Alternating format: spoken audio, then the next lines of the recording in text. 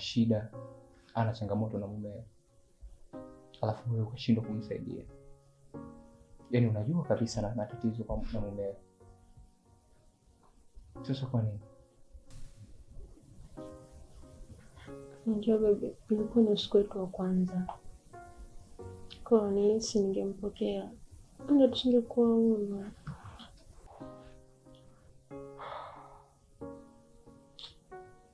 Bebe, umekosea sana. Yule ni rafiki yako lakini licha ya urafiki, yule ni mwanamke mwenzako. Hukupaswa kuwa na wasiwasi na mimi kabisa. Ila hali mtu amekuja ana shida. Sasa unafikiri kama wewe umeshindwa kumsaidia, je, nani anapaswa kumsaidia? Remember, yule ni mwanamke mwenzako. Ilipaswa uwe na roho ya huruma.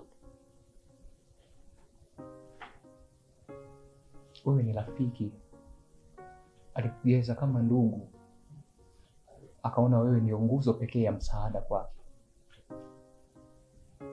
Hivi vuta picha right now, unapokea taarifa kwamba Farida amepata matatizo, aidha kubakwa ama kukabwa na wauni baada ya kutoka nyumbani kwako.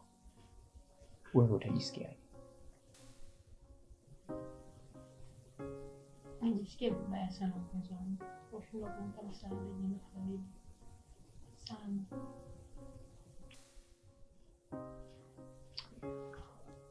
Oh, calm down. Hujachelewa. Sawa. Fanya kitu kimoja. Hebu mimi.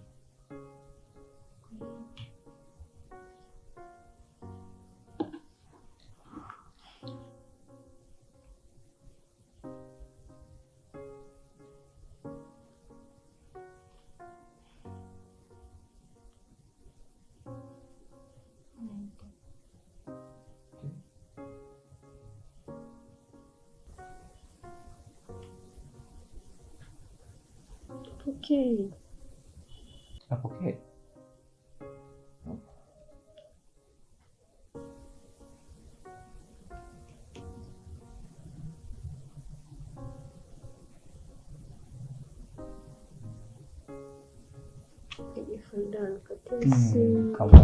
Kama sio hivyo. Fanya kitu kimoja. Hebu naomba ujiandae uone nyumbani kwake. Sawa. Lakini ukifika usisahau kunipigia. Sawa.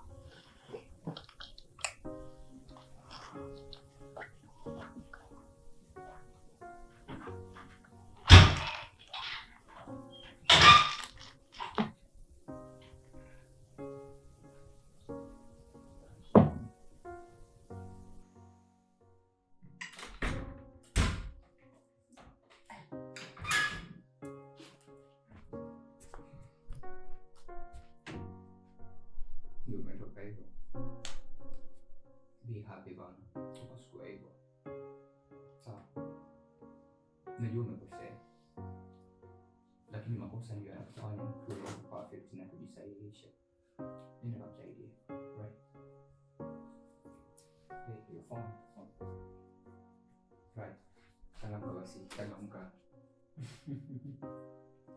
Love you.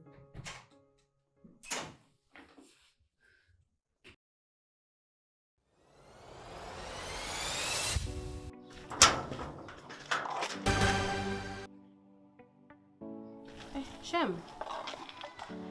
Kulikoni? Naomba nitolee Farida huko ndani.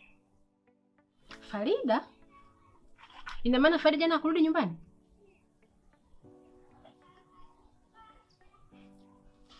Unanishangaza. Farida jana akaja usiku nyumbani kwangu.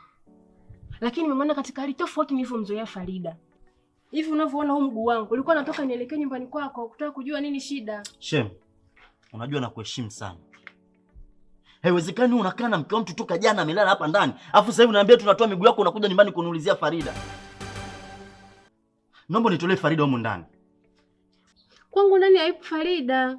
Naomba Farida. Farida ndani kwangu mimi